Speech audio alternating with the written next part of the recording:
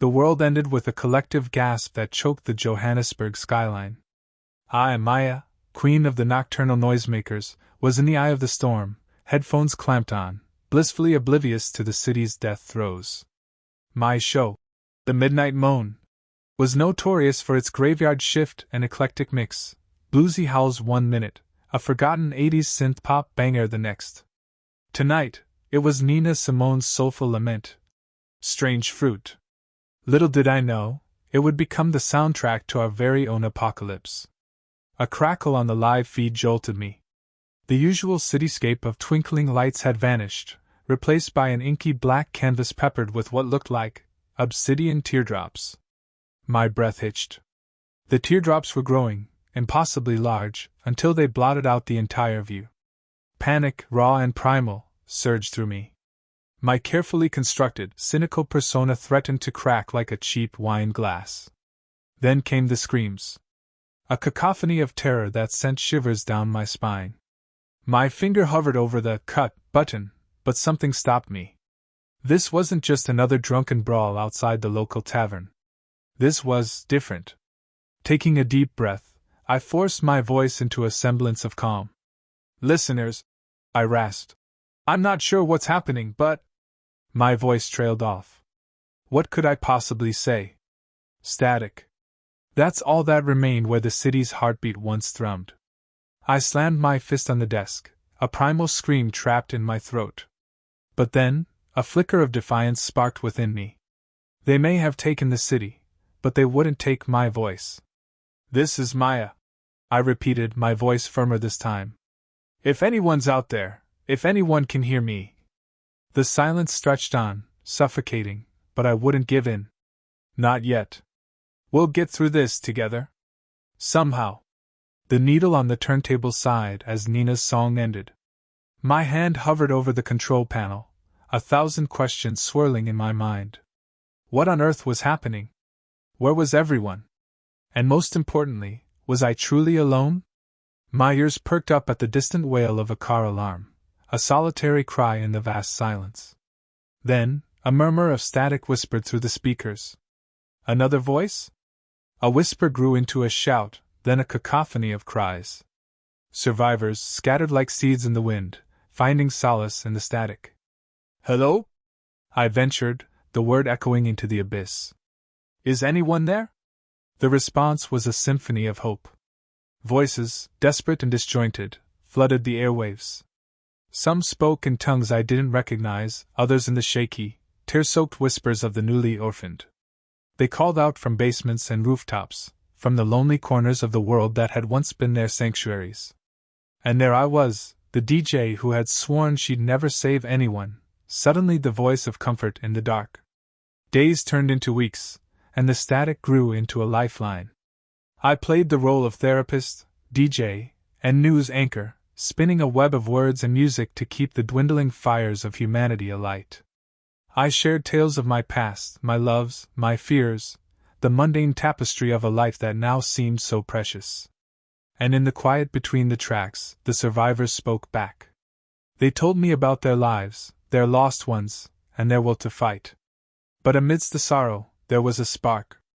A cryptic message, etched into the grooves of an old vinyl record, whispered of a weakness in our alien foes. An astronomer's final act of rebellion, a secret passed through the ages, waiting for the right moment to be heard. And that moment was now. With trembling hands I held the record up to the light, the grooves a map to our salvation. As I pieced together the message, the alien broadcasts grew more frequent, their indecipherable language a taunt in my ears. But the static held whispers of a plan. A way to fight back. And for the first time in what felt like forever, the cynic in me took a back seat to the warrior that had been born from the ashes of despair. The airwaves had become my battlefield, and I was ready to use my voice as a weapon. I played the message on repeat, my heart racing with every playthrough. The survivors picked up on it, their transmissions growing more urgent. They had found patterns, sequences that could be a code. We were piecing together a puzzle that could either be our doom or deliverance. The aliens had underestimated us, thinking we would crumble under their silent dominance. But we humans, we have always been good at making noise. The nights grew longer as the spaceships cast perpetual twilight over the city. The only solace was the warm glow of the radio dial, the soft hiss of the static, and the occasional crackle of a new voice joining our chorus of defiance. The message grew clearer, a symphony of hope amidst the chaos. We had to find a way to broadcast it back at the invaders, to disrupt their communication, to make them hear us.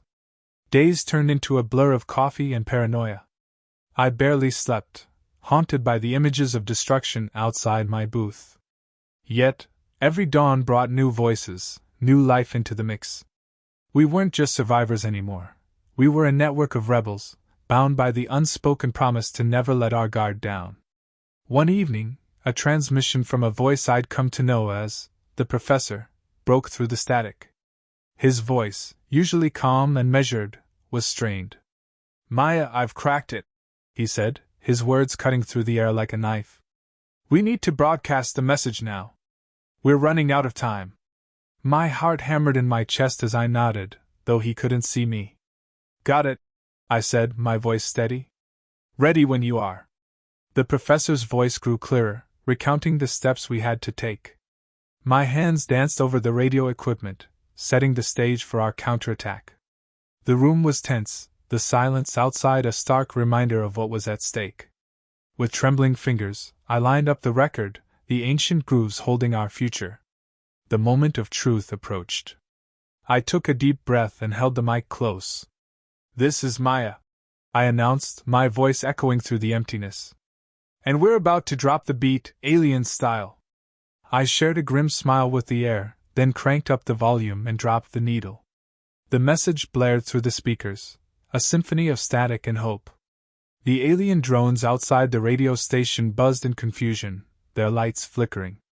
The message grew stronger, the frequencies shifting, pulsing in time with my heartbeat. The world held its breath, waiting for a reaction. And then it came. The spaceships above trembled, their lights dimming. The static grew deafening, a wall of sound that threatened to drown us all. But we didn't stop. We couldn't. This was our moment, our fight song. And as the alien fleet wavered, I knew we had struck a chord in the vastness of the cosmos that would resonate through time. For the first time since the invasion, a glimmer of hope shone through the cracks in my heart. The silence was no longer our enemy, but a testament to our unity. Our message had been heard, and in the darkest of nights, we had found our voice. Now, it was time to make sure it didn't go unanswered. The world waited, poised on the brink of change. And in the heart of the once bustling city, a lone radio booth vibrated with the power of human spirit. The message played on, a cacophony of hope wrapped in static. The alien drones outside grew more erratic, their buzzing a frantic counterpoint to our symphony of rebellion. Maya's eyes never left the microphone, her knuckles white from the grip. Each pulse of the message sent a jolt of electricity through her veins. The room felt alive, the air thick with anticipation. The lights flickered, and she braced herself for the worst, but instead, a soft hum grew in the background, the sound of life stirring. As the message continued, a crack appeared in the monolithic silence that had dominated the airwaves. A whisper grew into a murmur into a chant. Survivors across the city were echoing the message, their voices weaving together into a human chorus that defied the alien hush. The static retreated, giving way to a wave of humanity that surged through the air. The spaceships above responded with a thunderous roar, their lights flaring in a display of power. But the voices didn't falter. They grew louder, more insistent. And in that moment, Maya realized the true strength of her people. We were not just noise in the dark, we were a storm, a force that could not be silenced. The alien fleet hovered, unsure of how to respond to this unexpected unity. Their control over our world had been absolute, unquestioned. Yet here we were, a flickering flame of hope that had become a bonfire of defiance. The professor's voice crackled through the static, excitement in his tone. "It's working, Maya! They're retreating!" A sigh of relief filled the booth, but it was short-lived. The aliens were not defeated, they were regrouping. The message had to keep playing, the rhythm of our fight had to be maintained. Maya leaned into the mic, her voice clear and strong. "This is Maya, and we're not going anywhere. We're here, we're loud, and we're not alone." She paused, her heart racing. "To those still listening, keep fighting. To those who've just found us, welcome to the resistance." The response was immediate and overwhelming. The airwaves filled with cheers and sobs of relief. The community grew stronger, each voice a thread in an unbreakable web. And as the spaceships retreated into the distance, we knew that the battle was just beginning. With every broadcast, the message grew clearer, the static less oppressive. The aliens had underestimated the power of human connection. They had taken our world, but they couldn't take our voice. And as long as we had that, there was a chance. The nights grew shorter as the survivors took back the city. Each dawn brought new faces to the radio station, each with a story to share and a will to fight. The booth was no longer just a place to hide, it had become the heart of the resistance. And there, in the eye of the storm, Maya continued to spin her tunes and share her stories. The cynic in her had been replaced by a leader, a beacon of hope in the dark. The silence had been broken, and the music played on, a testament to our refusal to be silenced. The aliens had come for our world, but they had awakened something far greater, the indomitable human spirit. And as we stood together, our voices rising in unison, we knew that even in the face of the unknown, we would not be defeated. The end was not in sight, but for the first time, it felt within reach. The nights grew warmer, the stars less cold. And in the quiet moments between the broadcasts, Maya allowed herself to believe that maybe, just maybe, we could win this war. The professor had become a constant in her life, his analytical mind a perfect counterpoint to her gut instincts. They worked tirelessly, tweaking the message, finding new frequencies to infiltrate the aliens' network. Their bond grew stronger with every shared victory, every new piece of intel they uncovered. One night, as the message played on a loop, a new sound pierced the static. It was a melody, alien yet hauntingly beautiful. Maya's eyes widened in shock as she realized it was a response. They were listening. And they were speaking back. The tune grew clearer, weaving through the airwaves like a silver thread. It was a challenge, a declaration of their own will to dominate. But it was also a key, a glimpse into their world, their culture, their very essence. And with every note, Maya felt a strange kinship, a connection she hadn't anticipated. Excitement crackled in the air thicker than the static clinging to the speakers. Maya leaned closer to the professor, his brow furrowed in concentration as he analyzed the alien melody on the screen. Days had blurred into nights as they dissected the alien song, searching for patterns, for a code. "There's something familiar about this section," the professor muttered, his finger tracing a sequence of notes. "It almost sounds like—" He trailed off, tapping his chin with a furrowed brow. Maya watched him, a spark of hope igniting in her chest. Could this be the key they'd been searching for? "Like what?" she pressed, her voice barely a whisper. The professor hesitated, then his eyes widened. "Like a blues scale," he blurted, his voice laced with disbelief. Maya's eyebrows shot up. Blues? Could it be that simple? The alien melody, with its haunting beauty, held a connection to a genre born from human struggle and resilience? "Play it again," she instructed, her heart pounding with anticipation. The professor rewound the recording, and Maya focused on the section he'd identified. This time, she heard it, the unmistakable rise and fall of a blues scale, woven into the intricate alien melody. A surge of adrenaline coursed through her. "This changes everything," she breathed. "If they understand the blues, they understand human emotions.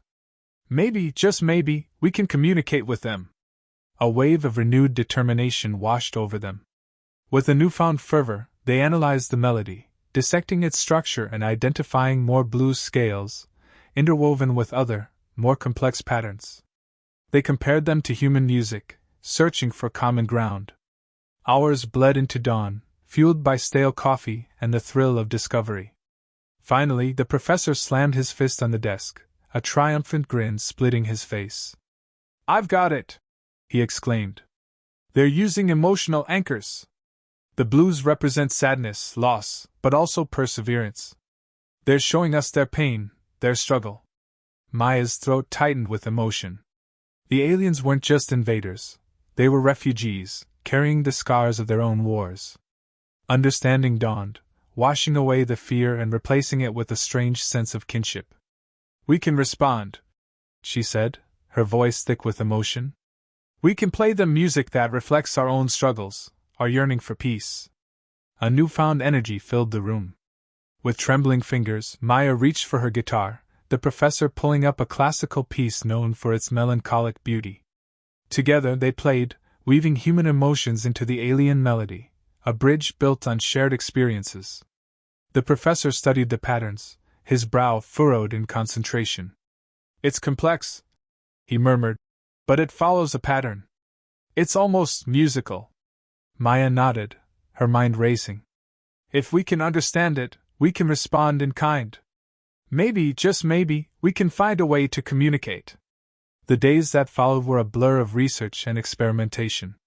They dissected the alien melody, seeking to understand its structure, its rhythm, its soul. They played it alongside our music, watching for any signs of recognition, any indication that they were getting through. And then, one evening, as the stars shone down on the scarred city, something miraculous happened. The alien melody shifted, mirroring the human tunes, intertwining with them. The static retreated, and for a brief moment, the airwaves held a conversation between two worlds. The survivors gathered around the radio, their eyes shining with wonder.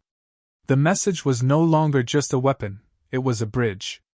A bridge built of sound, of vibration, of the very essence of what it meant to be alive.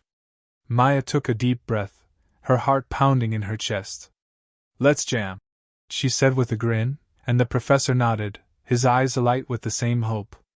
They played their response, a melding of human and alien notes that resonated through the city like a declaration of peace. The spaceships hovered, their lights dimming once more. The drones grew quiet, as if listening.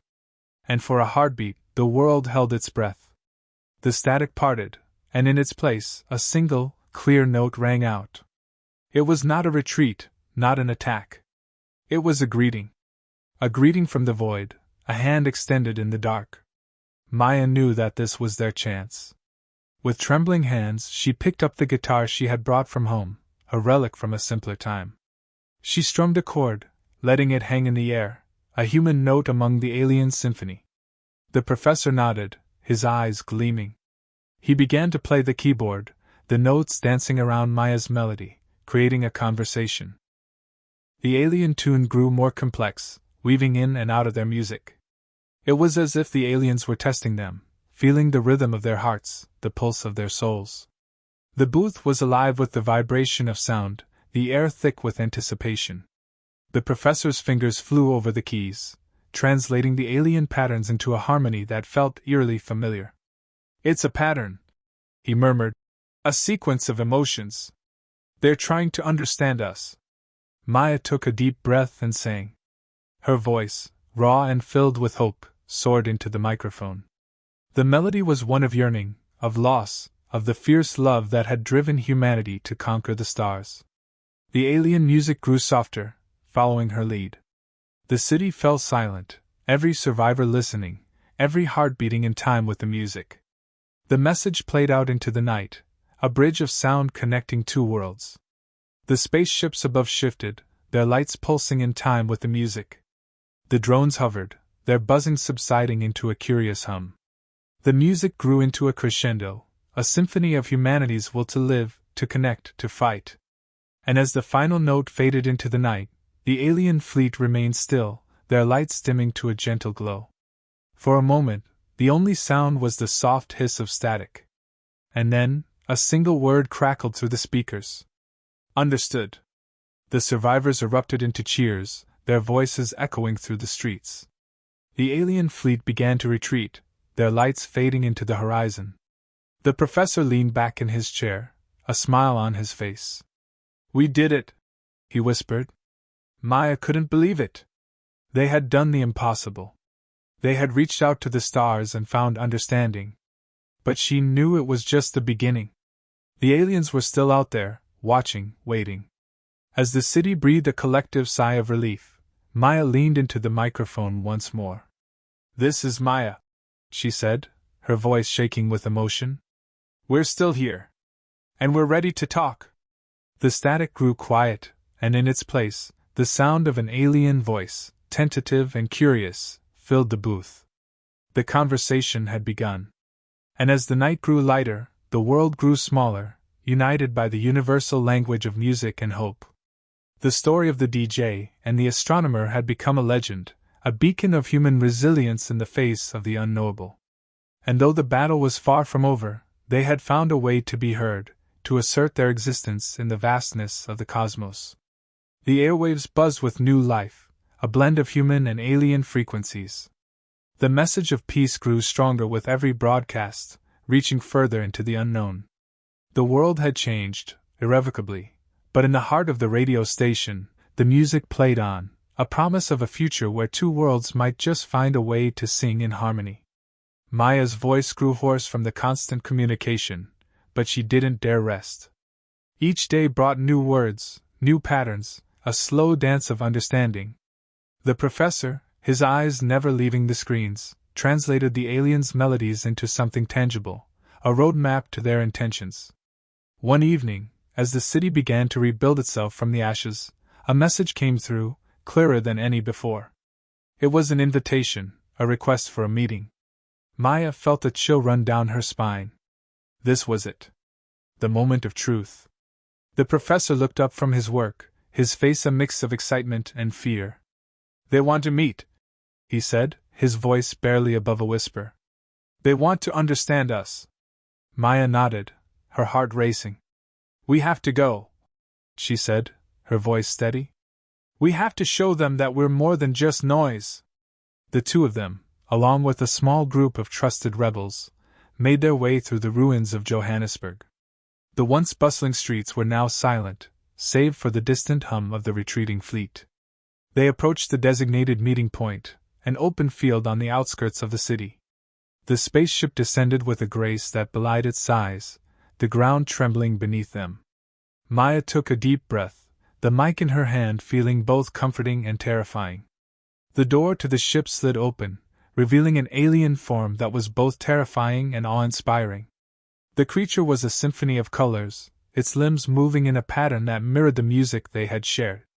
It held out a device, a crystalline object that pulsed with light. Maya took it, her eyes never leaving the aliens. The professor spoke into his own device, his voice shaking slightly. "We come in peace," he said, translating the aliens' message. The aliens' response was simple, a single note that resonated with the warmth of understanding. "Peace," it echoed back, its voice a melody of acceptance. The meeting was tense, a dance of words and music that stretched into the night. They spoke of fears and hopes, of worlds lost and found. And as the sun began to rise, casting a warm glow over the city, the aliens spoke the words that changed everything. "We are not here to conquer, but to learn," it said, its melodic voice filled with a longing that Maya recognized. "We have much to share, much to learn from each other." Maya looked into the alien's eyes, seeing not a monster but a being of curiosity and peace. She took a deep breath and spoke the words that had become her mantra. "Welcome to Earth," she said, her voice steady. "We're ready to listen." The alien nodded, its form shimmering with the promise of a new day. "Thank you," it sang back. "We are ready to sing." The survivors watched in awe as the spaceship ascended, joining the others in the sky. The music played on, no longer a weapon but a bridge between worlds. And as the sun rose over the city, Maya knew that the true battle had just begun, the battle to build a future where the silence was not feared but filled with the symphony of life. The days that followed were a whirlwind of diplomacy and discovery. The aliens, calling themselves the Harmonics, revealed that their mission was not one of destruction but of exploration, seeking to understand the music of the cosmos. They had stumbled upon Earth, a planet resonating with a symphony of emotions, and had been taken aback by our ability to fight back with our own melodies. Maya became the voice of humanity, the DJ turned diplomat. She negotiated with the Harmonics, using music as their shared language. The professor translated the complex patterns of their communication into a new lexicon that allowed for true understanding. The airwaves, once filled with static and fear, now hummed with the vibrant exchange of culture and knowledge. The harmonics shared their own stories, their own music, and the survivors of Earth eagerly absorbed it. They spoke of galaxies where stars sang in harmony, of planets where life danced to the beat of gravity's pull. Our own music grew richer, inspired by the alien melodies that now filled our world. But as the days turned into weeks, the tension between the survivors and the harmonics grew. Some feared that this peace was a trick, a lull before the final strike. Others saw them as saviors, the key to unlocking the secrets of the universe. Maya felt the weight of their expectations, the pressure to get it right. One evening, as she played a particularly poignant piece of Earth's music, a message broke through the static. It was a melody she had never heard before, one that spoke of sorrow and loss. The professor's eyes grew wide as he translated. "They're singing of a war," he said, his voice tight with emotion. "A war that almost destroyed them." Maya's heart skipped a beat. The harmonics had their own demons, their own fears. They weren't just observers. They were refugees seeking solace in the music of a world they had only just met. The realization shook her to her core. They weren't so different, after all. Two species, bound by the universal rhythm of existence, both seeking connection in the vast emptiness of space. The following days were fraught with tension as the harmonics revealed their past, their mistakes, and their hopes for the future. The survivors of Earth, in turn, shared their own stories of war and peace, of love and loss. Through the music, a new understanding grew. The harmonics offered their technology, a means to heal the planet, to restore what had been destroyed. But Maya knew that true healing would come from within, from the hearts of the people who had found solace in the very thing that had been used to control them. The radio station, once a bastion of solitude, had become a place of unity. The booth was no longer just hers, it was everyone's. And as she sat there, surrounded by her newfound family, she knew that the music they played together was more than just a broadcast. It was a declaration of their shared humanity. The harmonics and humans worked side by side, rebuilding the city, sharing their knowledge. The airwaves grew with the sound of laughter, of friendship, of the music that had brought them together. But the shadows of doubt lingered. Would this peace last? Could two such different worlds truly find harmony? Maya took a deep breath, her hand hovering over the play button. The fate of her world rested on the notes she chose to share. She closed her eyes, letting the music of her heart guide her. And when she opened them again, she knew exactly what she had to do. The melody she played was one of unity, of shared pain and hope. It was a song that transcended language, a melody that spoke to the very essence of life. The harmonics' response was immediate, their lights pulsing in time with the beat. A new chapter had begun, one written in the language of the cosmos. And as the music played on, the silence was no longer a threat but a promise, a space waiting to be filled with the symphony of our shared existence. The story of Maya and the harmonics became a beacon of hope, a testament to the power of music to heal, to connect, to change the course of destiny. And though the future remained uncertain, one thing was clear: as long as the music played, there was a chance for peace. Thank you for watching this video. I hope you enjoyed it. If you did, consider subscribing to stay updated with our latest stories, give us a like if you want to see more, and drop a comment below to let us know your thoughts.